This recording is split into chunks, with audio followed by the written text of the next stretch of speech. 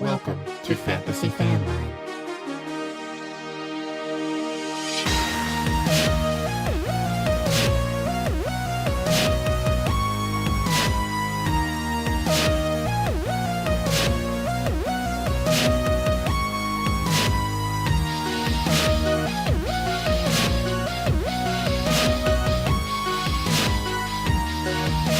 Hello, everybody. Welcome back to Fantasy Fanline, the only fantasy football call-in show putting you on the air with industry experts every week.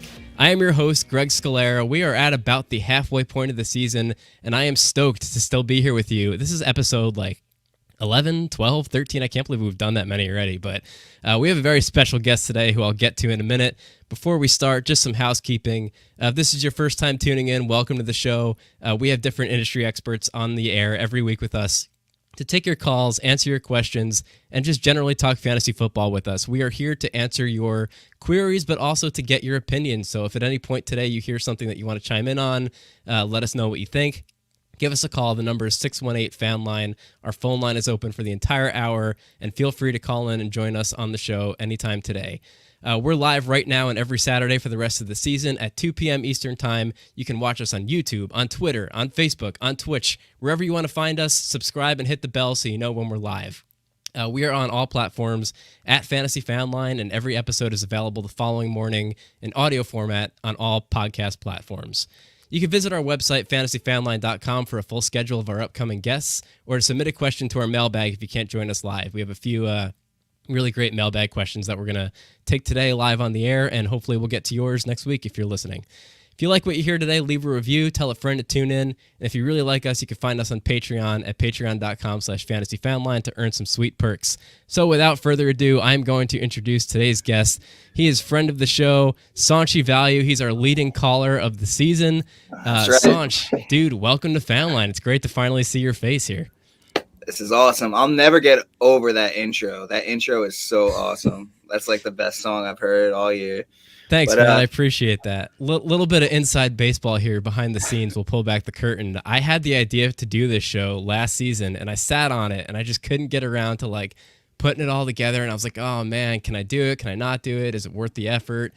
And then over the off season, I came up with the idea for the song, and I sat down and I wrote it, and I listened to it, and I was like, oh, well, now I have to build the show to give the song an avenue to reach the people. So it's awesome, man. Well, a little bit about myself for the people watching, listening.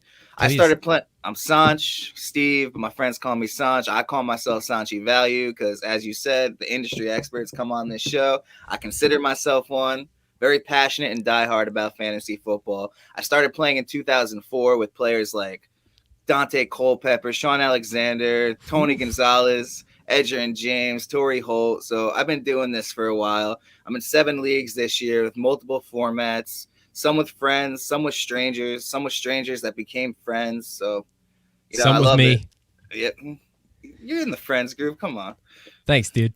That means a lot to me. Well, listen, it's this show. I've really been making an effort all season to bring a variety of different voices on this show.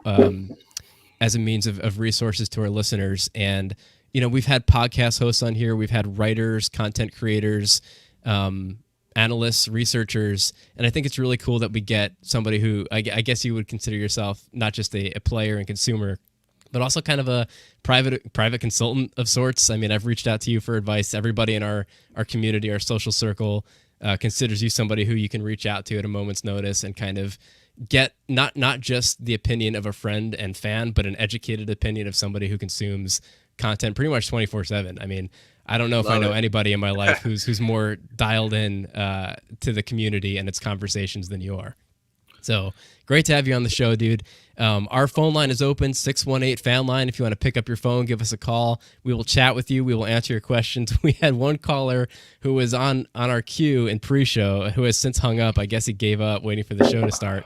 But if he wants to give us another call, we are live and we could take your questions now. Oh, speaking of which, here he comes. So we're going to bring in our first caller of the show today and cross our fingers and hope for the best here. Should be on with us in just a second.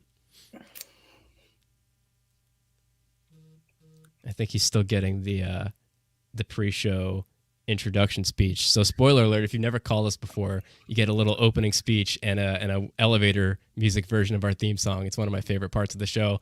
Caller, That's welcome why to you should Fantasy call. Fanline. You are live on the air. What's your name? Where are you calling from? Oh, my name is Tommy Donuts. I'm calling from Colonia, New Jersey.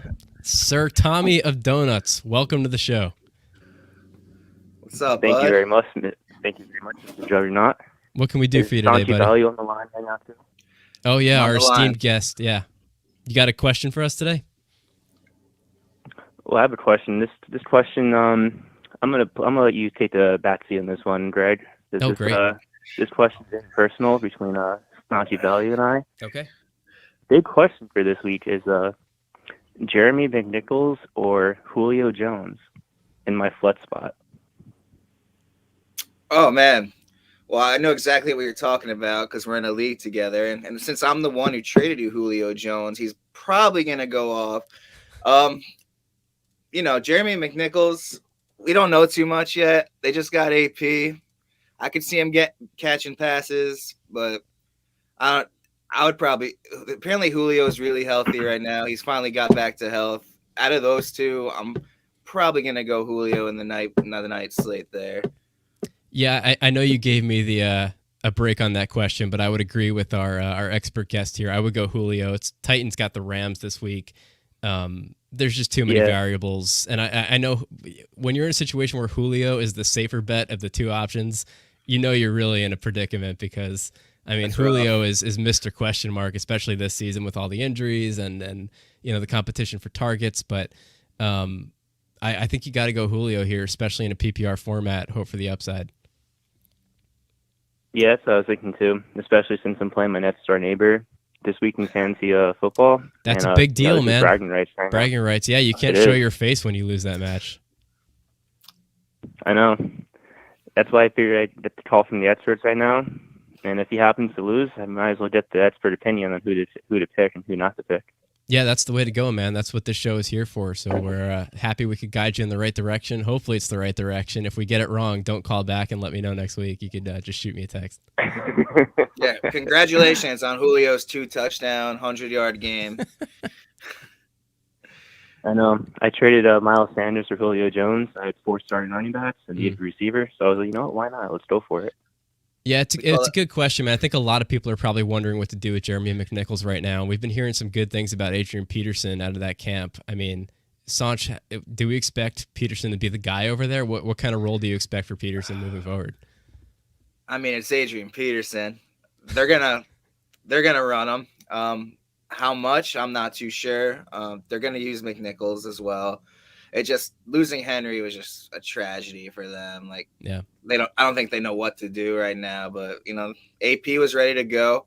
And as old as he was last year, he was still a solid. I don't know about, he flopped in the end zone every once in a while, but as far as production for a team, he wasn't horrible, No, he wasn't. And you bring up that he is Adrian Peterson, but he has been Adrian Peterson for 36 years now. We live in the era of Tom Brady defying the laws of physics. So I guess if there's anyone else who could do it, it'd be Peterson. Kind of the consensus when Henry went down was that there's no other Derrick Henry out there who could replace him. But Adrian Peterson was once Derrick Henry. Essentially, we'll see if he can give us, if he's 75% of Henry's production. That's a league-winning waiver pickup. So I'm not sure if he'll get to that number, but I guess for this, it's a wait-and-see approach for this one. Out of both guys, I'd rather have AP over McNichols. Don't underestimate the power of fresh legs coming in halfway through a season. I don't know if anyone's ever used the word fresh to describe AP in the last couple of years, but this is really a situation where he's going to come in and have an opportunity to contribute right away. So might get more out of him in the next couple of weeks than you do down the stretch towards playoffs, but Henry will be back for NFL playoffs, we think. So this might be perfect timing. Hope Henry's back. The league's better with him in, Agreed. Tommy, dude, great question. Do you have anything else for us? Yeah, I was about to include, do you think the acquisition of Von Miller will play a role in your decision, or are you still going to roll with Julio Jones? Sanch? Either way, both of them are playing the same Von Miller, Aaron Donald defense. I think the Rams should go up big and force the Titans to throw in that game. So I think so too. The Rams were already looking like a Pro Bowl defense before Von Miller came. I mean, at this point, it's just, that takes him from an A+ to an A++. Joey Ruisi comments on YouTube, fumbles McGee. I don't know. I guess that's in reference to Adrian Peterson. Appreciate that input. I don't,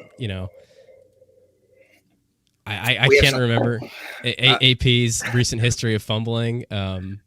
So I assume that's a reference to AP. But Joey, thanks for chiming in, dude. If you have any questions, feel free to write them in the comments box there, and we will teleport them up onto the screen. Tommy, good point about Von Miller. I don't think it changes things for me. All right. Well, I'm going to have to roll with my gut and the experts and play Julio Jones and see what happens. But all right, for now, man. Appreciate the call. As always, you guys are doing a fantastic job. Thanks, dude. You did a fantastic job asking those questions. I hope you call in next time. Like I said, unless we got it wrong today, don't come for us. Don't at us, bro. I'll take the blame. Appreciate that. That's why you're here, Sanj. All right, Tommy, have a good one, man. Bye. Bye, Donuts. Well, there you have it, folks. A little bit of clarity on the Titans' offensive situation between Fumbles McGee, Jeremy McNichols, Julio Jones. It is shaping up to be an interesting week ahead for the Titans. I think we'll learn a lot from it. So, like I said, Joey Ruisi, this is a great question coming in from Joey on YouTube, and I think it's one that we also were going to discuss in the news today. Where will Odell Beckham Jr. land? So I don't know if any of us can confidently say where he will land. I know we could look at the order of waiver priorities, but I don't know how much we will learn from that. Maybe the best question is, where can he land where he'll be interesting or relevant for fantasy? Sanch, where would you like to see him go? I think his best spot to go to for fantasy would probably be the Saints, to be honest. That wide receiver room is depleted, so they would need to force feed someone some targets. I think he's actually going to clear waivers because that contract is I think it's such a gross contract for a player who I think, had his best days are behind him, I'm not saying he still can't be OBJ and still be productive, but that contract his best days were behind him by the time he got to Cleveland, I think.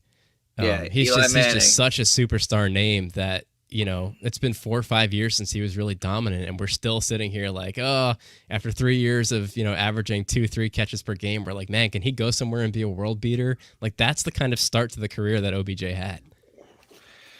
He looked like he was the next big thing, something special. Just he also had Eli Manning, and people underestimate how good of a quarterback he actually was. Like I'm not taking anything away from Baker, but he's no Eli. Yeah, and chemistry is a thing on the field between quarterbacks and wide receivers. It is not often a game-changing factor, but it is a factor, and I think in this case it was a game-changing factor. So, while OBJ has kind of wasted his years in Cleveland, I could see him going to the Saints and being productive. Michael Thomas is out for the rest of the season, per Michael Thomas himself. He made that announcement recently on social media. I would have loved to see OBJ catching passes from Jameis Winston, and it's sad that we're not going to get to see that with Jameis out for the season. The Saints have gone from Drew Brees, Hall of Fame Drew Brees, throwing to Michael Thomas and Emmanuel Sanders in 2020 to Trevor Siemian throwing to Marcus Callaway and Traquan Smith right now. So they could certainly use the help over in New Orleans. I hope he doesn't go to the Packers. I think there's a world where that could happen. As a Bears fan, I hope he doesn't go to the Packers. If you're looking to roster OBJ, that'd be a great landing spot for him. But objectively, that would just add further misery to my season as a Chicago Bears fan. What do you think of him going to Green Bay? I think Rodgers would love him. I think besides Adams, they've been looking for that other guy for years. Yeah, years since they lost Randall Cobb. I think with Jordy Nelson, the first Randall Cobb. Not the ghost of Randall Cobb. Not the ghost of Randall Cobb, who's still around catching 2 touchdowns a game for some reason because of the Packers. Wild. Yeah, I think the other interesting landing spot would be Las Vegas. And, maybe we'll get a little bit into the Henry Ruggs situation later, but they did just lose their, first round wide receiver pick of the 2020 draft and Henry Ruggs. He's gone for life, most likely, released by the team. Legal troubles will break that down, but OBJ going to Las Vegas and being potentially the number one wideout for Derek Carr, who throws the ball a ton. He has every year. He's been towards the top of the charts in yards per season for, I think, as long as he's been in the league. What do you think of him in Las Vegas catching passes next to Darren Waller and Bryan Edwards? I think that's a great fit, actually. I don't think there's too many great fits for him, but you said New Orleans, Green Bay, Vegas. I could see the Chiefs maybe interested. Yeah, a lot of people are looking at the Chiefs offense right now. They're struggling this season. They're wondering if it's a result of not enough weapons in that offense. I don't think that's the case. I mean, they've been pretty successful the last couple of years with just Tyreek Hill, Travis Kelce, and a decent run game.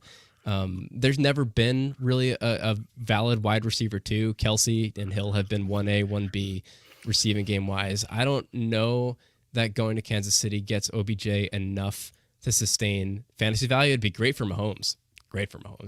The rich getting richer over there, but I don't know, man. I don't think that he is. I hate to make this comparison because I think it's a little gross, but Sammy Watkins, when he went to Kansas City, was still young and talented enough that we were kind of looking at him the same way, I think, as we would if OBJ went there. Like, oh, it's a guy with, high pedigree, kind of a big name value going to Kansas City, catching passes from Patrick Mahomes, and Watkins was nothing except for week 1 every season. So I don't know. I think it'd be good for Tyreek Hill to add another threat there. Good for Patrick Mahomes. Probably not somebody I'm going to. Oh, let's be honest. I'm going to pick him up if he goes to Kansas City, but I don't think I feel confident playing him. Yeah, I'm the same way. I'd probably roster him if I could, but those glory days are over. With that being said, about the Chiefs, I think I'm buying low on all the Chiefs. I love that take. Yeah, if the owners are frustrated, well, not the running, let them keep the running backs, but if the Mahomes, Kelce, or Hill owner is starting to get frustrated here, I think it's a great opportunity to buy low. I don't think they can play this bad for the rest of the year. They got to turn it around eventually. Mahomes is getting $500 million to carry that team on his back. He's going to figure it out. He's got Kelce, who's still great. He's got Hill, who's still great.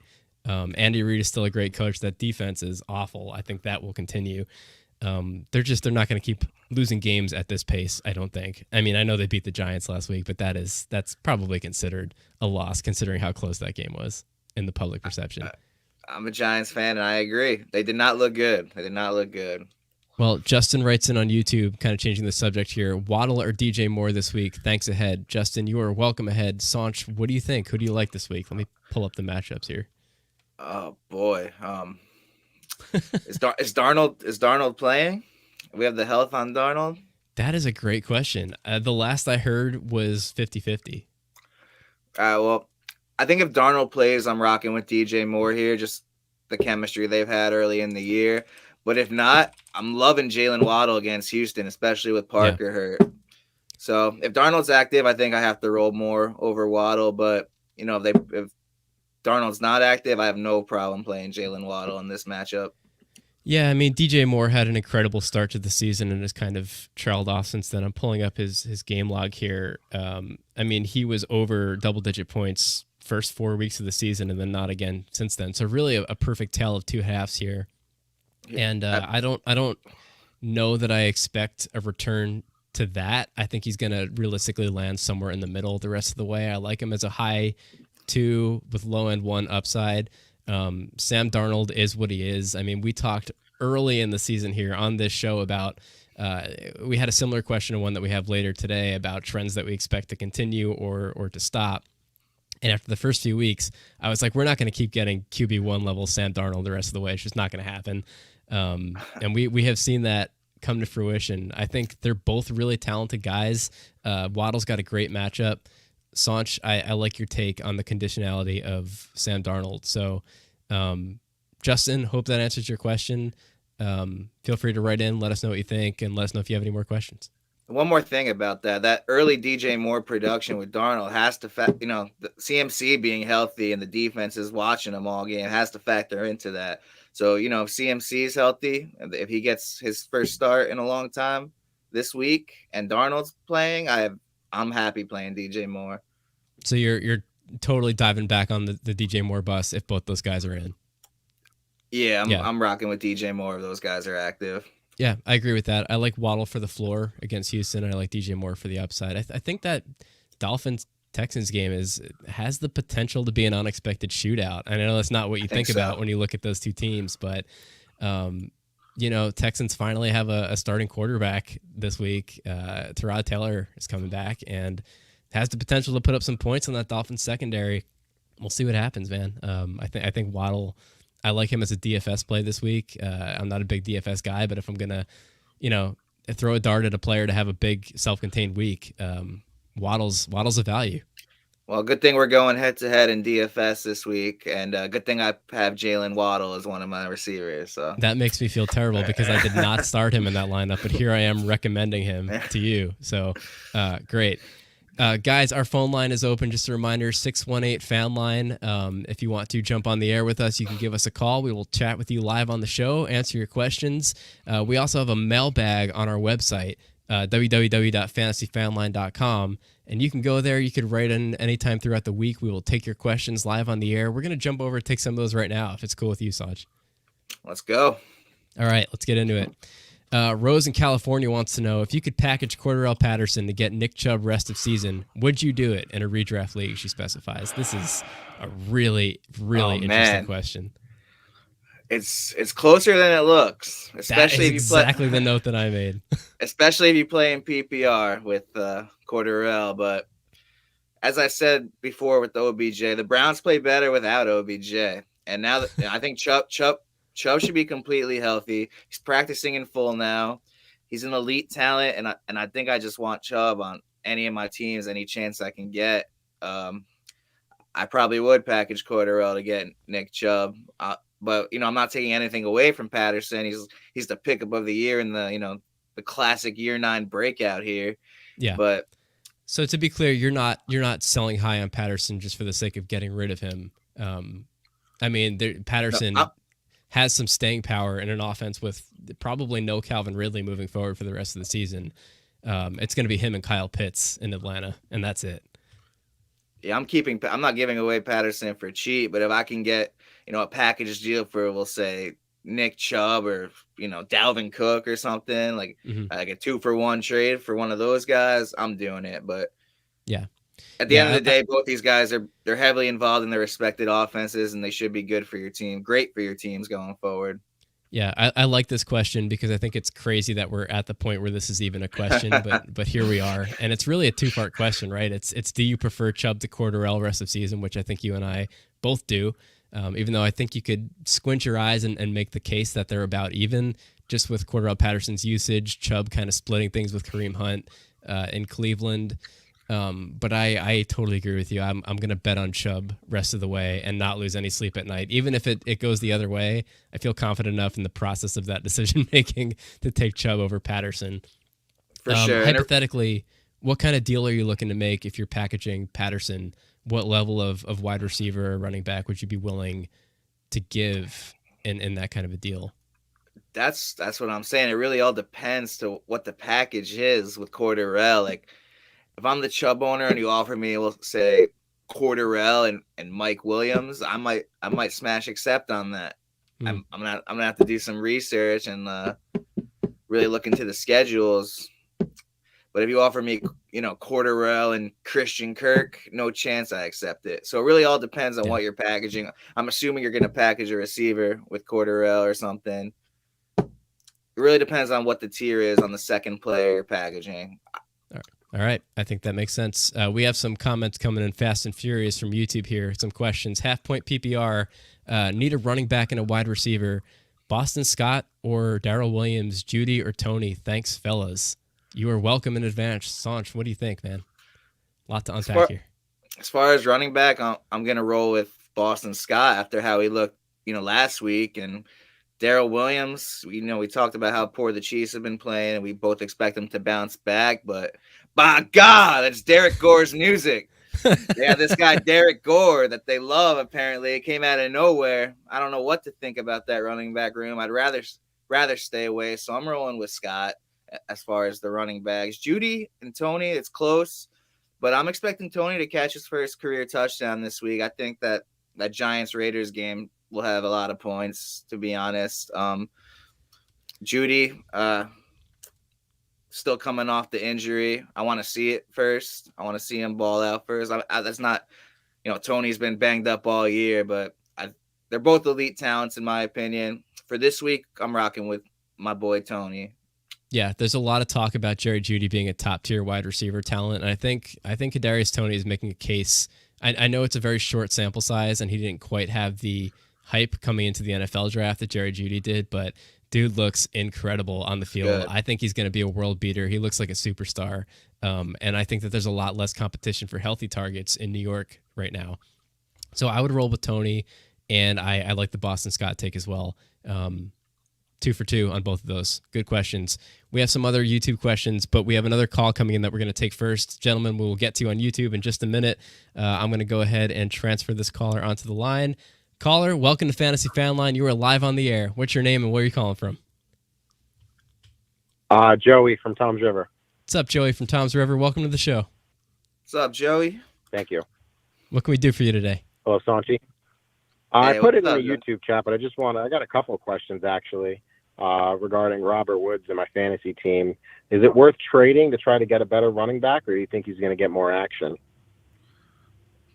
Robert Woods, depends which running back an owner is going to give up for him here. I guess really the heart of this question is the first half trend going to continue with Cooper Kupp kind of getting the lion's share of the targets? And Joey, I see you entered a YouTube comment here, and I'm glad you called to expand on this. But the original question was, will Woods get another breakout game, or is Cooper Kupp going to get all the action? Saunch, what do you think, man? Cooper Kupp has been unbelievable. I think he has to, sizzle out a little bit eventually. The way he's playing is just ridiculous right now with Stafford. They love that kid Van Jefferson too. I love me some Bobby Trees, but that's not the Bobby Trees we know in the past. Best nickname in fantasy football. It really all depends. If an owner is going to give you like an RB2 for Robert Woods, it really depends. Like, say if someone offered you like Gaskin or something, an RB3 flex for Woods, would you take that, Greg? I think I probably would. I think Woods when you say will he get another breakout game, I think he'll probably have another 1 or 2 on the season. But I think that what we're seeing is the new normal. I don't think there's going to be a regression to the expectations of past seasons with Jared Goff throwing them the football. This is a new situation. The quarterback change on that team is a big enough variable that I think that we need to reset expectations of years past, and the workload splits between Kupp and Woods. It's not the same. There's a different, like we said earlier on the show, chemistry is a thing with quarterback and wide receivers. Woods, phenomenal player. One of probably top 15, 20 talented guys in the league at the position. Kupp is just, the connection between Stafford and Kupp is just off the charts. Short of a Cooper Kupp injury, I don't see any reason that changes. So if you're wondering, was the first half of the season a fluke? The answer for me is absolutely not. I don't know that Cooper Kupp finishes number 1 on the season. Right now, I think he's the most valuable player in fantasy football over the first half of the season. I can't imagine he finishes outside of the top 3 by the end of the season. And, does that leave enough work for Woods to be consistently relevant? I don't think so. So I would get what I can from him. If there's somebody in the league who's still kind of attached to his name value from past seasons, past production, I would capitalize on it. And this really all comes down to your roster construction. Like, if you're a little weaker at wide receiver and set at running back, I'd keep Woods. But if you're sitting pretty at wide receiver and you're able to dish Woods, and an owner wants to give you another running back, if you're a little weaker there, you pull the trigger on that all day, I think. Yeah, that's a good caveat. Don't sell him to sell him, because like I said, he will have the occasional week where he blows up. I mean, he's wide receiver 17 on the season right now, and I think very quietly wide receiver 17 on the season. Probably if you asked anyone off the street, they would guess, back end wide receiver 2, high end wide receiver 3, but that's because so much of it is coming in a small handful of games. He just doesn't feel like he's consistently helping your team, and I think that that's what we see rest of the way. It just hurts as a Woods owner just watching Red Zone and seeing Cooper Kupp take every single catch to the house. He's a monster this year. Absolutely. And the reason for that is I kind of chained this question is my first round draft pick was Saquon Barkley. and I'm not getting, obviously, what I want out of him because he's hurt. And I don't think when he comes back, his workload is going to be what we all expect it to be. I think it's going to be a light workload. I still think that they're going to run it with the other running back, too, just to kind of keep him off the injury sheet. And I got Cordell Patterson and Josh Jacobs. And, Cordell Patterson, he's a strong running back. Josh Jacobs has his games, but he's splitting a lot with Kenyon Drake. So I was hoping if I can get rid of Woods and get a more consistent running back, because my wide receivers, I have a pretty strong wide receiver core. Yeah, who else do you have ahead of Woods? I got D-Hop, I have Brandon Cooks, and I have Emmanuel Sanders.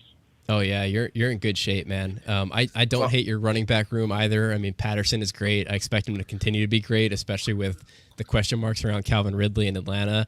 Josh Jacobs, I mean, they just lost Henry Ruggs over there. You would think they're going to have to lean a little more heavily on the run game than they have over the first half of the season. And Jacobs has been finding a way to get it done. I was a doubter in the offseason, especially with Drake coming in, but Jacobs is proving that he could be relevant.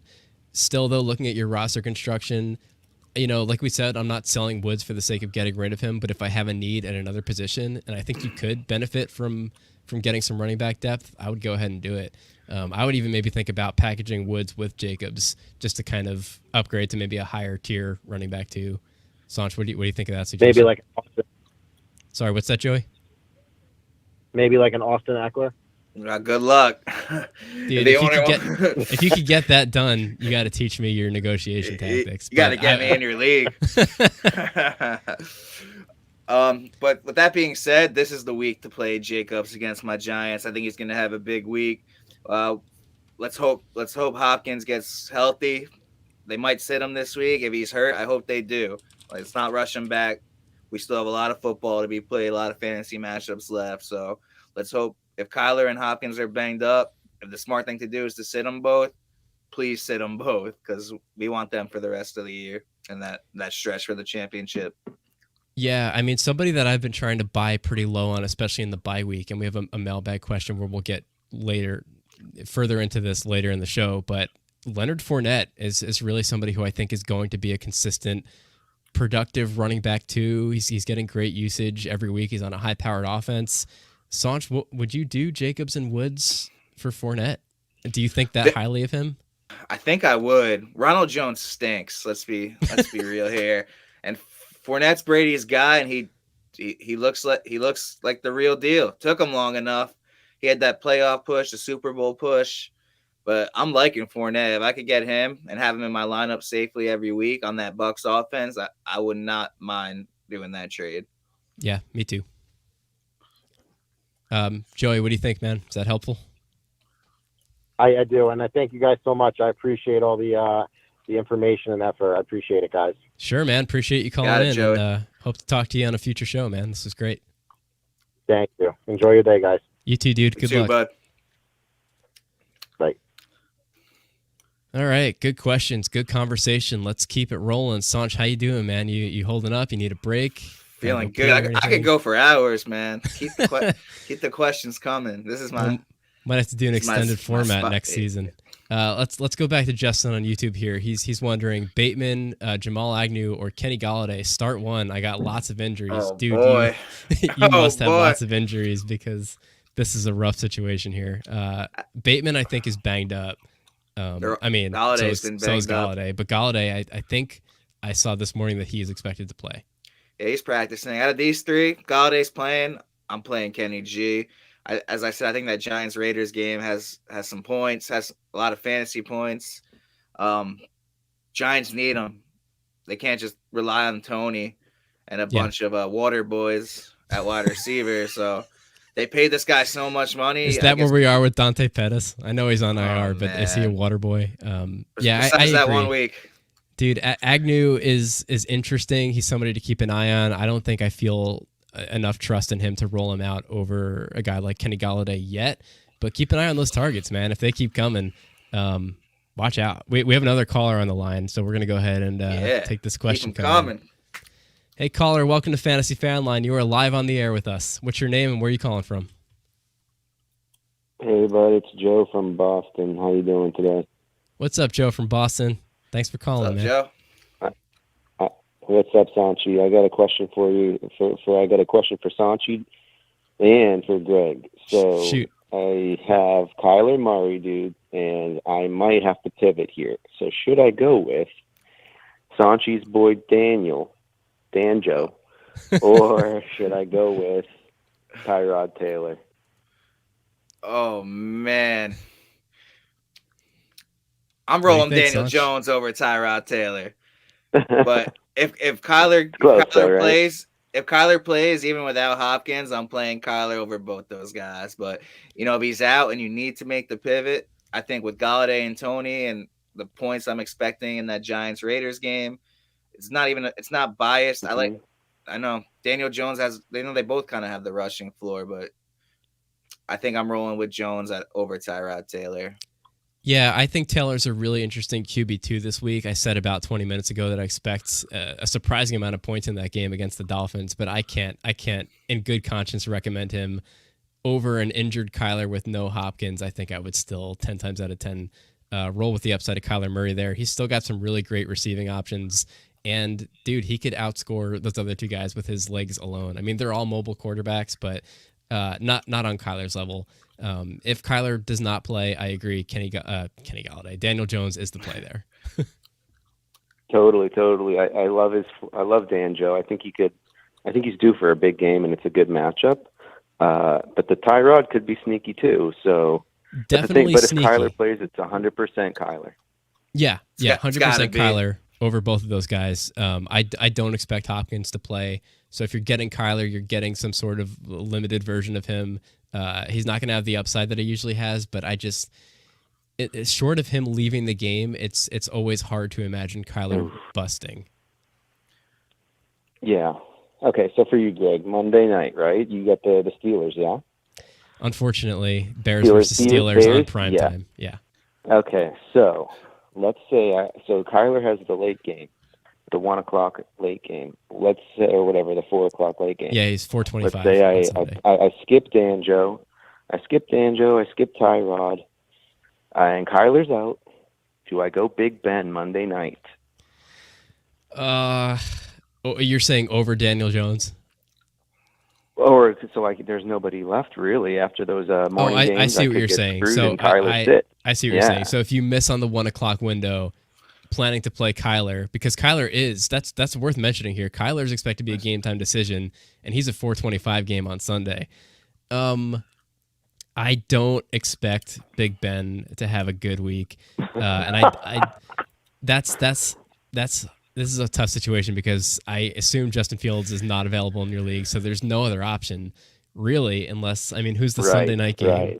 Right. Titans Rams. You're not going to get either of those guys off of waivers, yeah. So that does change my answer a little bit. I think on Sunday, if you have Daniel Jones confidently at 1 o'clock and you're not sure about Kyler, unless we get and we often do wake up right on Sunday morning with reports coming in from sleepers saying, not definitively saying he's in or out, but if you see a beat reporter saying Kyler expected to play, I think I'd still take the shot on Kyler. But if we hear nothing, if it's true 50-50 game time decision going into 1 o'clock, I think you go Daniel Jones. That is a great point. Sanch, what do you think about that? How it really comes down to how confident you're feeling in your matchup for the week. Like if you think it's gonna be a close call, I'm probably keep playing the waiting game with Kyler. If hopefully they announce his status before the ones, make things easier for you. I don't expect a definitive announcement, unfortunately, until game time, just because they've made such a big thing out of, it's going to go right down to the wire with him. But I do think that there's a world where we start seeing reports, out of the area saying Kyler expected to play. That's what I would like to see to pass on Daniel Jones at 1 o'clock. But if it's really that morning, if we're still really seeing right down to the wire, I'm going to do what I have to do to not play Big Ben on Monday Night Football, to be honest. Wow. If you have to, right, best of so luck. I'll buckle up. It's going to be bumpy. Yeah, okay, so I got one last question, then I'm going to hang up and listen, guys. You're the best. I appreciate it. Great show today. Last question, I'm going to hang up and listen. Do you guys think Derrick Henry comes back this season before week 15? Let me know what you think, and I'll call you guys next week. Thanks. Okay, thanks, man. Good to talk to you. Man. Saunchy, I'll let you start with this one. I don't think so. They're probably going to try to get him back sooner if they keep winning games, and they're going to be in the push. But if they start losing games, I don't think they're going to rush back Derrick Henry like that. I think he'll be back for the regular NFL playoffs. But as far as like a fantasy push, if I were to guess, I don't think they're going to rush Henry back. No, I don't think so either. And I think it really comes down to their playoff situation. I mean, they are leading the AFC South right now. They're 6-2. Colts are in second place, 4-5. I mean, but behind them, it's the Jaguars and the Texans. So the Titans are going to win that division almost. Yeah, it's definitely. looking like it. Short of a huge second half of the season run from the Colts and some really bad luck from the Titans, which, we haven't seen the Titans offense without Derrick Henry yet. So things could fall apart if they go on a losing streak, but I don't project that. And I think that if they're thinking ahead to the playoffs and a possible deep playoff run, they're going to want Derrick Henry healthy for that and not take the risk of rushing him back. So, no, I don't expect any kind of meaningful return for Derrick Henry this season, unfortunately, as far as fantasy football goes. Safe bet? Yeah. Right. Good questions as always. Justin, coming in from YouTube again. David Montgomery trending towards playing on Monday. So not a question, but I think just letting us know. Thank you. I had not seen that piece of information. That is good to know. Dude, what does that do for your Khalil Herbert? I mean, I'm not happy starting Herbert against the Steelers run D anyway. And if I'm not happy starting Montgomery coming off the injury what I was gonna ask next, against the Steelers running game. If you could start someone else over a Bears running back this week, please do. I love Montgomery moving forward for the rest of the year, but I just think it's going to be a rough game for Chicago. Your Bears on Monday, Greg. Yeah, I think so too. You need to give Montgomery a wait and see week if he plays this week. I don't think you can roll him out coming off of the injury with the Khalil Herbert kind of micro breakout. We don't know what that split's going to look like. I don't expect much of a long-term workload share, but maybe in week one where they're still kind of easing Montgomery back in, I could see that going 50-50, 60-40. I don't expect that, again, to be indicative of the long-term workload share rest of season, but Monday night against the Steelers, don't do it. Don't do it, man. All right, that's all we got. That's all we got coming in for now. So we're going to jump back to the mailbag. Just a reminder, fantasyfanline.com if you want to see our upcoming schedule of guests or submit a mailbag question for us. Or you could write in anytime during the show here. Or you can call us, 618-FANLINE. We will take your questions wherever you want to give them to us.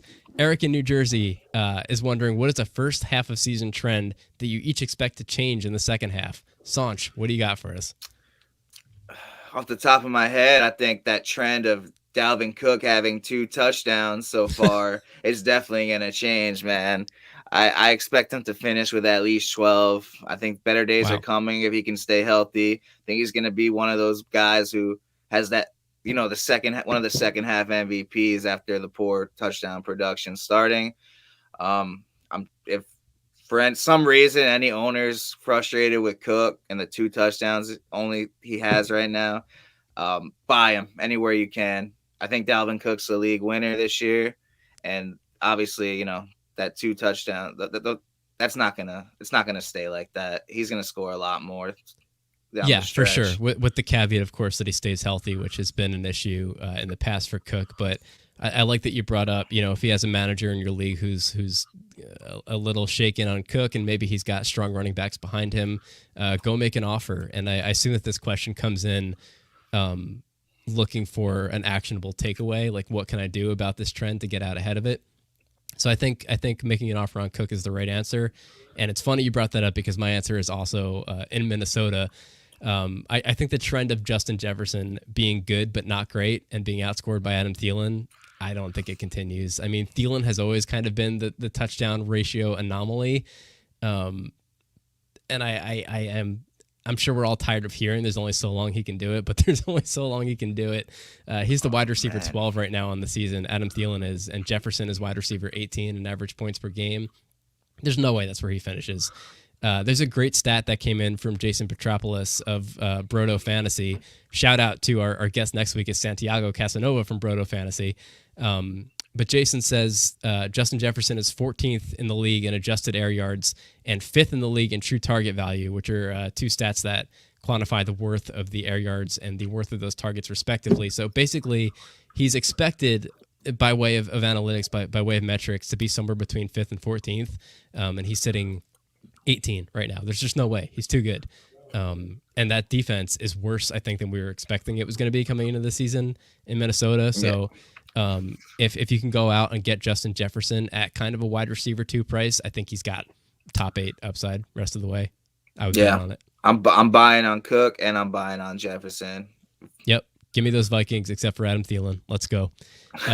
Julian in Texas is wondering, if Hopkins doesn't play and Kyler does, should I play Joe Burrow over him? So kind of a similar question to the one we just took on the phone. Do you put Burrow in that category with Daniel Jones? This is an easy one for me. Oh, no way. He's way above that category to me. I love Kyler. He was my preseason MVP. I'm never going to count him out for having a monster.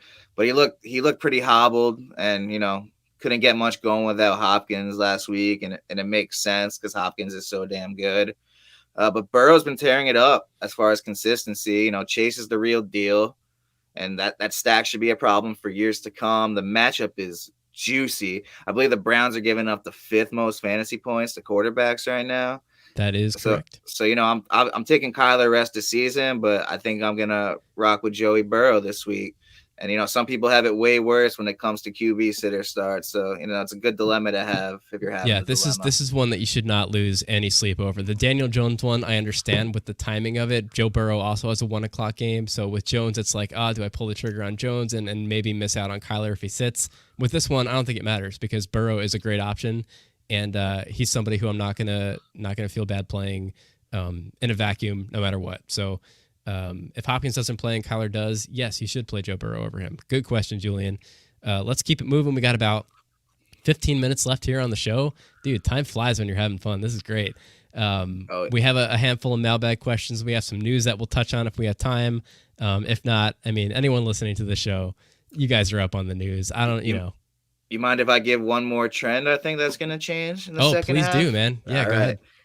All right, that Javonte Williams 50-50 split with Melvin Gordon. That was my honorable mention trend. That's not going to stay like that because, Broncos started hot, but it was against a couple of joke teams. We see that they're going to go nowhere now. I respect Gordon, his game, and everything he's accomplished, but the Broncos traded up to get Pookie Williams. They love the guy, and they should because he's a beast. And I kind of expect him to be like next year's Swift breakout, with the possibility to begin that breakout like ASAP this season towards the end. Yeah. So I think he's going to start getting more burn, and I expect those touches for Pookie Williams to go up like ASAP. That's their guy, and they want to get him involved, and I think Gordon's out the door at the end of the year. He's still a solid running back, but, he's up there in age. We know those old running backs. They're not going to re-sign him. They traded up for Pookie Williams. That's their guy, and I expect them to start getting the touches. And they just traded away Von Miller, so you have to expect that they're looking towards the future right now. For sure. I can't imagine any other reason to get rid of a guy like that. So I think they're going to want to see what they have, and they're going to lean on him second half. I love that call, and was going to mention it myself. Good call, Saunch. I don't know if you're reading my mind or peeking at my notes, but we are on the same page here.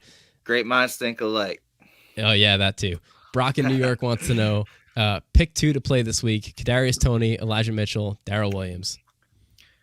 Is it Darrell or Darrell? I feel like I've been mispronouncing this. Yeah, I think so. We're just gonna say Williams in Kansas City. We're gonna say D Willie. All right. Well, again, I'm rocking Toney for sure. I'm calling his first career touchdown this week in a good matchup that I expect a lot of points again. Elijah's banged up, so you got to watch that status. I know he's questionable right now. Mm-hmm.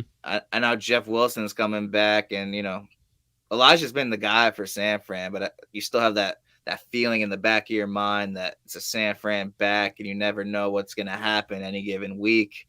Yeah, they have that stigma. As far as D Willie, feels like a get right game for the Chiefs here. So I think, in my opinion, I think he could fall in to the end zone. But again, by God, it's Derek Gore's music. Who is this Derek Gore guy, man? Maybe they found I think we're going to find out in the coming weeks. So that kind of scares me about that. I think, if Elijah Mitchell is playing, as far as the injury report, I'm rolling Mitchell over Williams. But either way, with Jeff Wilson coming back and then Derek Gore, it's not an ideal situation, but I think I'm gonna go Tony and Mitchell if he's active. I like it. I think all three of these guys are good options, with the caveat that Mitchell plays. So I don't think there's any wrong choice here, but those would be my choices as well, assuming everything works out with those personnel variables. At the end of the day, when you're in a situation like this, the advice I could give is to stay educated with the experts as much as you can. But at the end of the day, in fantasy, you got to just roll with your gut. That's number one. Yeah, we talked about that a little bit a few weeks ago. Somebody was wondering, how you know when to go against consensus. When do you trust your gut? When do you ignore the cheat sheets? I mean, you use the experts as a reference, right? Like, that's the answer. And you make the decision that you're going to sleep the best with at night, win or lose. I mean, that's the long and short of it. If you got a feeling about Tony and you play him and he busts, it's like, whatever, I'll be back next week. But if you sit him and he goes off, that's harder to swallow. Yeah, at the end of the day, we're putting in the work and the research and making educated guesses based on this research. But fantasy football, we don't know, and that's the beauty of it. That's why we keep coming back. So that is the beauty of it. Dude, speaking of not knowing, is Kelsey still the tight end one rest of season from Seth in Pennsylvania? We got to put on our future, our crystal ball hats here. I don't know what I'm trying to say, but we got to read the future. And, dude, this goes back to what we were talking before about the Chiefs offense. Have we seen, is this indicative of the second half? This one I'm a little more confident in. I want Travis Kelce over every other tight end in this league. I know, what's his name? Mark Andrews has been playing well. I expect Waller to have a monster week and move from that tight end 8 spot in PPR up to like probably 6, 5 after this big week he's going to have. But there's no one else in fantasy I want in my tight end position than Travis Kelce. He's a first ballot Hall of Famer, one of the best, if not the best, to ever do it. The Chiefs should find that groove, like we said. Give me Killer Trav all day. If there's one tight end I'm picking, it's Killer Trav. That is correct. And if there's anyone else in your league who doesn't feel that way, go take advantage of it immediately if they roster Travis Kelce. I mean, he's got the most games of 10-plus points at the position right now in the league. He only missed that mark 2 weeks. I think that there's a perception that he's playing worse right now than he actually is. He's the tight end 1 so far in the season right now, and he has the best odds, I think, of continuing it. That's not to say he'll finish number 1 overall. I think he will, but I don't see a way that he finishes outside of the top 3. That offense is just too good, and there's just too many question marks still around the other top guys. I mean, let's look at them, right, while we're here. Kyle Pitts, can he do it without Calvin Ridley? Can he handle the top defender that doesn't have to deal with a guy like Ridley anymore? I don't know. Darren Waller has been good, but not great. We'll see without Henry Ruggs. I don't know. Mark Andrews, consistency, always an issue. He's got 1 huge game so far, 2 good games, 4 others under 10 fantasy points. I mean, that's kind of his MO, right? Mm-hmm. Hawkinson, not really making that jump that we'd hope for as the only pass catcher in Detroit besides Swift. Mike Gesicki, Dallas Goedert could kind of get into that second tier, but I don't think any of those guys touch Kelce, and I'm certainly not betting on them to pass him. No chance. Give me Kelce over everyone. Yep, let's go. Jed in North Carolina is wondering, what bye-week players are you looking to buy at a discount for managers who need a win this week? Love this question. Right. Good looking out ahead. Yeah, what do you think? You just mentioned him, DeAndre Swift, especially after that poor game against the Eagles. If the manager desperately needs a win and he just had Swift, with 5-point game against Philly, I'm buying Swift anywhere. He's still in the top 5 running backs after the poor game. He catches passes, he scores touchdowns, he looks sexy while doing it. What else can you want in your player? The 2 games after the bye aren't ideal with the Steelers and the Browns, but everything after that seems to be smooth sailing here. The Lions don't have a win yet, and the guy seems to be matchup proof for the most part. Besides last week, the guy just gets it done. Dude, and if you play in the league with bonuses for style points, I mean, he's a top 5 guy. He's jumping over people. I love DeAndre Swift. So That's a great call. For reference, teams on bye this week are the Seahawks, the Buccaneers, Washington football team, and the Detroit Lions. I am going to go. We mentioned him earlier, Leonard Fournette. I mean, he's coming off of, I think, one of his poorer games of the season, so you might be able to capitalize on that value right now. But he's a top 12 back so far in half PPR. His bad game was against the Saints, who are just a dominant run defense. I don't expect that to be indicative of his performance moving forward. He's got 12 or more carries in 4 games straight before that, and 4+ targets in all games this season except for 1, which I think was the real surprise, especially with Gio Bernard coming in. I don't think we were expecting Fournette to be catching passes from Tom Brady, but here we are. Ronald Jones is a non-factor. Fournette is the guy on a great offense. If you can get him at kind of back-end running back 2 value where he was, I mean, that's what people were hoping for when they drafted him, right? I don't think any of us saw this coming. No, he was one of the best values, if not the best value. Yeah. Maybe besides Jamar Chase for the price you got him at and the production he's been putting in. But Fournette has been amazing this season. I agree with you on that. Outside of him, I would have said Tyler Lockett with Russell Wilson coming back, but Lockett exploded last week, 12 of 13 for 142 yards. So I don't know if you could still buy him low. I would have said Alex Collins or Chris Carson if there is clarity on that injury situation. Sorry, Sanch, what were we going to say? No, I said you missed that window at Lockett because owners were ready to drop him. You know, he was not doing anything, and then when everyone benched him, he goes off. Yeah, that's what he does, man. That's his MO.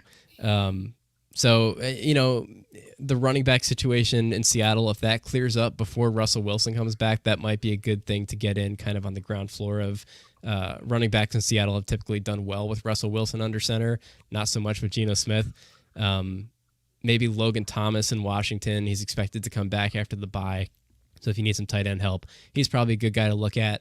Ricky Seals-Jones, in the absence of Logan Thomas, has been good enough since Logan Thomas went out to show us that there's a valuable role there in Washington, but not so good, I think, that he's going to take any kind of meaningful snaps away from Thomas once he comes back. I got another one, actually. Shoot. I'm trying to get Scary Terry everywhere. Love it. Terry McLaurin, Washington football team. Yeah. He's obviously not living up to the preseason hype with that late second, early third ADP as of now. But we all know he's a monster. He had the bye week to nurse the injury, and I'm expecting a big finish from him. His first week back, he gets that amazing Buccaneers secondary. So I'm expecting a monster game his first week back off the bye, and they're going to be forced to throw in that one. And I just think after that game, there's no chance the McLaurin owner is going to want to dish him because I'm calling a monster and it's against the Bucs. So if you need a wide receiver and like the McLaurin owner is kind of hurting and needs some help this week, and he's willing to dish him, go get Scary Terry on your roster. So DeAndre Swift and Scary Terry, 2 guys I love down the stretch. Trade deadlines are coming up. Just a reminder to everybody. So go get them while you can. Thank you, Jed in North Carolina. That's a cool name, man. Jed. Good for you, Jed. Very cool name. You got a cool name and you're listening to our show. That's 2 things you got going for you. We have one more mailbag question coming in here. We're a couple minutes away from the end of the hour. We will leave the phone lines open another few minutes. Sanch, if you want to stick around late, we've had a lot of action today. So if we get any last minute callers here, we will take them. In the meantime, back to the mailbag from Maggie in New York. Is Brandon Ayuk worth playing with Deebo Samuel banged up? And I think we need to define what we mean by worth playing here. Sanch, take it away. For sure. Crazy things happen in fantasy. He's worth a start if you don't have any other options. I'm playing Deebo over Allen Robinson 10 out of 10 times. Yeah. I mean, I'm playing Ayuk over Allen Robinson. I know you mean. Yeah, he was somebody I was going to give you if we want to do like a name game. Allen Robinson. I mean, Hunter Renfrow versus the Giants. I know you like the potential for points in that game. I like Renfrow. I think Edwards could be worth a flyer in that game as well. Darren Waller is my tight end start of the week. We'll get over that when we announce our little DFS lineups on the show. But we forget how good that Ayuk looked towards the end of last year. Sour taste in all the owners' mouth right now. But a Deebo injury can mean big things for him rest of the season, or at least until Deebo gets right. So it's not a horrible start this week with Deebo banged up. Yeah, George Kittle is expected to be back, so he's not going to be the only show in town.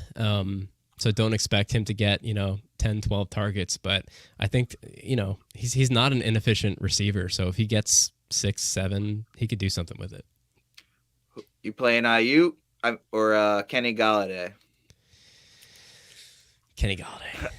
I think so. I think so too. But as I'm saying, if you have no other options, I don't feel horrible about Ayuk this week. I know it won't feel good putting him in your starting lineup, but you couldn't have Allen Robinson. So yeah, for sure. Happy you don't. Saunch, dude, that is the end of our mailbag. I know we have a special little head-to-head DFS thing here. Do you want to introduce this and kind of take us through your lineup? Caveat, I was telling Saunch before the show, I haven't played DFS in years. Saunch has lulled me out of retirement. So we're going to take a little fun head-to-head challenge into this weekend. We'll see how we do. Yeah, just like when I called on the first show and I introduced the Fantasy Fanline Challenge because we play in a league together. And, that's you and me head-to-head, see who has the better year.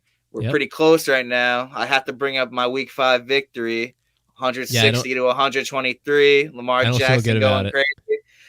It was Lamar. That was Lamar's career game. So I'm having one of those years in your league where I have the most points scored in the league, but my record is like 500. That's just how it's going. Everyone's coming up and putting up 150, 160 against me. It's fine. I'm not bitter. Saunch, take us through your lineup. All right, here we go. But before I do that, we do a thing in my other big league for situations like that where we play 2 matchups a week. You're playing the same owner, but you play your regular matchup head to head, and then there's another win if you're over the league median or the average. That's cool. Versus the pool. So like if you're like the second highest scoring team and you end up losing and you're mad about it, at least you get a little reward for it. It's kind of cool. That is a really interesting format. I heard about that years ago and I totally forgot about it because I don't think I've ever talked to anyone who actually does it. So you enjoy that? You'd recommend it? It feels better when you lose with a lot of points and you still get a victory for it, It takes out a little bit of the element of chaos, I think, because fantasy football is so much about you could do everything right and put up a monster week and still lose. So if you enjoy that rush, maybe don't do that. But if that frustrates you, maybe that's a good way to kind of hedge your bet a little bit. Yeah, just something to talk about with your league mates and your commissioner. Just putting the idea out there. I do both, but it's pretty cool. Just wanted to put that out there. But anyway, head-to-head on FanDuel Sportsbook, DFS, 1v1. Sunday night, classic 1 o'clock slate and 4 o'clock slate. I guess I'll start with my lineup here. Please do. All right. I'm going Joey Burrow from the question before for $7,600. I think that's a good matchup against the Browns. I'm going Zeke against Denver for $8,200. I think they're going to get up big and pound the rock. I'm going cheap on my RB2 with Zach Moss at Jacksonville for $6,000. Sneaky play. My 3 receivers are all rookies. Going with the rookie trio. Jamar Chase for the Burrow stack, $7,900. Jalen Waddle with Parker out. We talked about him too, $6,100. I'm going Kadarius Toney for $5,700. My tight end, my start of the week, unfortunately, as a Giants fan, I'm rolling Darren Waller, paying up, $6,800. My flex spot, another Bill, $6,500, Emmanuel Sanders. And my defense, I'm rolling with the Bills against Jacksonville. I'm paying up for the Bills defense because Jacksonville loves to turn the ball over, and we're hoping for a pick 6 here. All right, so once again, great minds think alike. We do have a lot of overlap here, but not entirely. There's still enough to make this interesting. So I'm kicking things off with Lamar Jackson against the Vikings. I mean, I'm just not afraid to play him anytime, anywhere this season. He's a monster, and I love his matchup this week. I got Devonte Booker in my first running back spot here. He's been great since Barkley's been out, and we've seen that from him in years past, right? Like this is not a surprise for anybody who's followed Barkley's injury replacements in past seasons, but that is because I went Alvin Kamara with my other spot. I spent up. It's him and nobody else on the Saints right now. He's going to get, if they're smart, they're going to run that whole offense through him against the Falcons. He's going to eat. Wide receivers, I got my Hollywood Brown stack with Lamar Jackson, should not be a surprise to you. You know how I feel about Hollywood this year. Then I got Emmanuel Sanders like you, and a little bit of a budget pick in Jamal Agnew. Betting on some volume against Buffalo. I think they're going to have to throw all game, I hope, especially without Robinson running the ball. I also took Darren Waller. I think he's far and away the best play this week for value. And Kadarius Toney's my flex. So a little bit of overlap, but I got the Dallas Cowboys against Denver for my defense. Cowboys have been a really underrated defense, really surprising how good they've been this season. So we'll see how things stack up this weekend, man.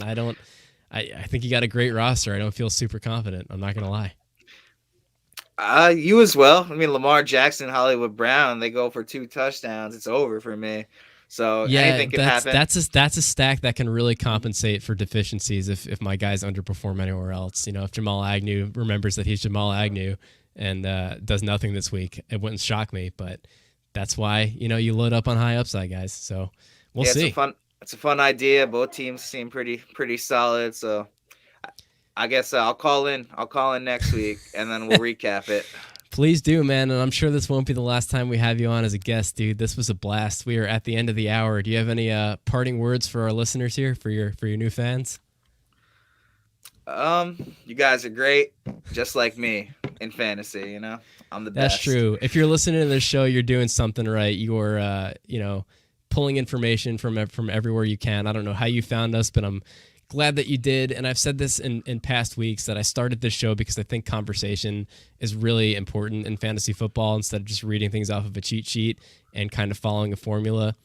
I think it's important to contextualize your decisions and get opinions from other people, allow your mind to be changed. And that's what this show is about, man. So, Saunch, dude, thanks for joining us. Do you have anything you want to, I know you don't have a Twitter, right? You don't have a Twitter, do you? No Twitter. I started, I wrote articles. Well, I have one I don't use. I wrote articles back in the day, but then, you know, all my friends read them and somehow like they picked my guys the same round I wanted them. So, you know, that is the inherent risk of joining the industry, dude. I try to keep everything to myself, but I'll let it out when I come on the show. I do have to say a few things.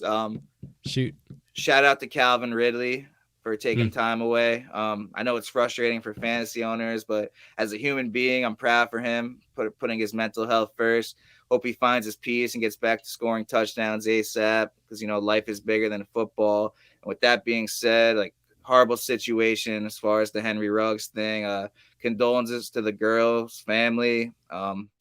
Rest in peace, and please do not drink and drive. Call a friend. Call an Uber.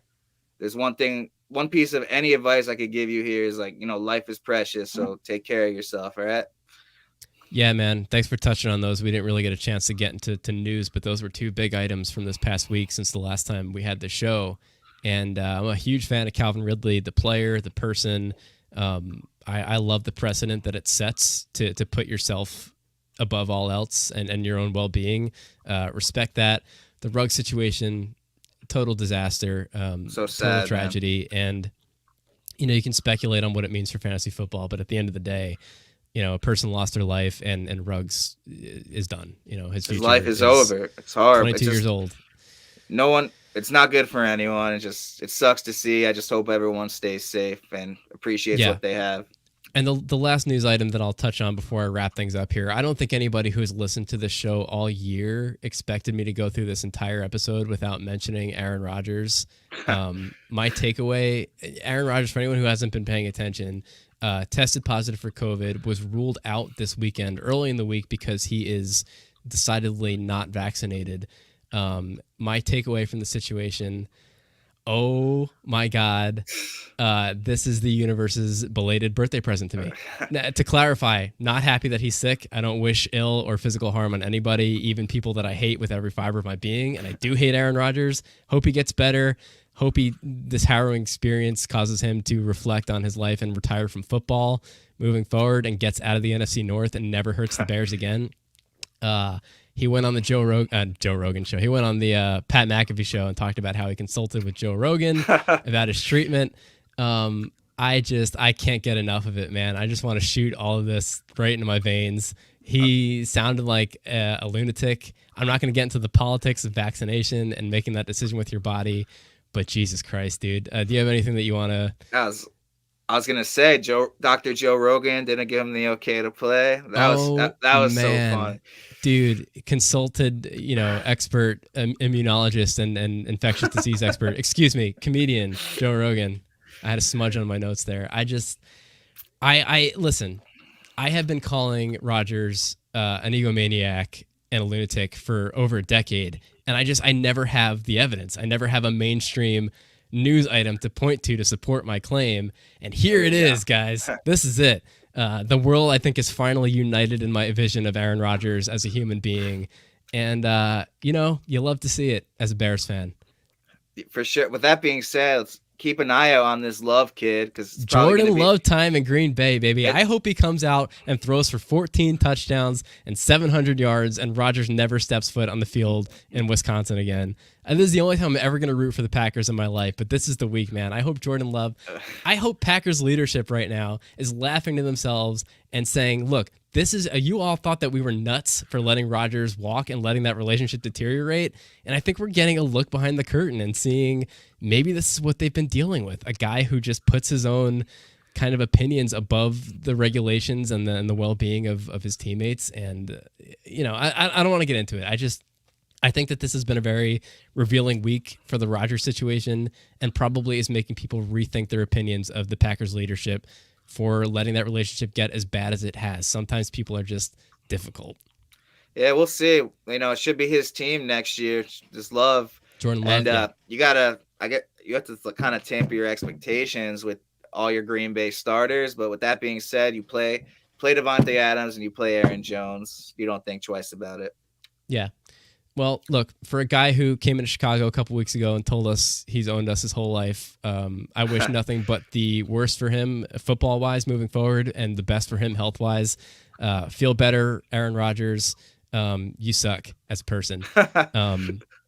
With that being said, dude, any final words? I think we covered all of our major news items here, so let's wrap things up. That's it. I'm sure you guys will hear from me again, whether it be me as a caller or me on the show next season. I wish everyone who's listening the best of luck in your leagues, unless you're playing me. And, I love fantasy football. I know you do too, Greg. Thanks for having me on the show. It's awesome what you're doing. Thanks for all the callers and the people typing in questions. I can do this all day. This hour and change went pretty quick.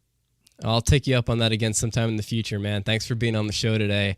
Saunchy is not anywhere, but I'm going to try to make him a public figure in the coming weeks, get him on Twitter, maybe Instagram, open things up. In the meantime, we will be live every Saturday, 2 p.m. Eastern time for the rest of the season. We are back next weekend with Santiago Casanova from Brodo Fantasy. Really looking forward to that one. They have a great app that we'll plug next week on the show. If you're not familiar with it, it's a heck of a resource, and we'll teach you all about it next Saturday. So join us then. In the meantime, you can subscribe to and stream Fantasy Fanline live on YouTube, Facebook, Twitter, and Twitch, and find us the next day on your favorite podcast platform. You can follow us everywhere at Fantasy Fanline. Visit our website, fantasyfanline.com, for a full schedule of guests and to submit a question to our mailbag if you can't be with us live. If you liked us, please leave a review, tell a friend, find us on Patreon to earn some perks, help us keep the phone lines open. Until then, thanks for tuning in. We will talk to you next time on Fantasy Fanline. Goodbye, everybody.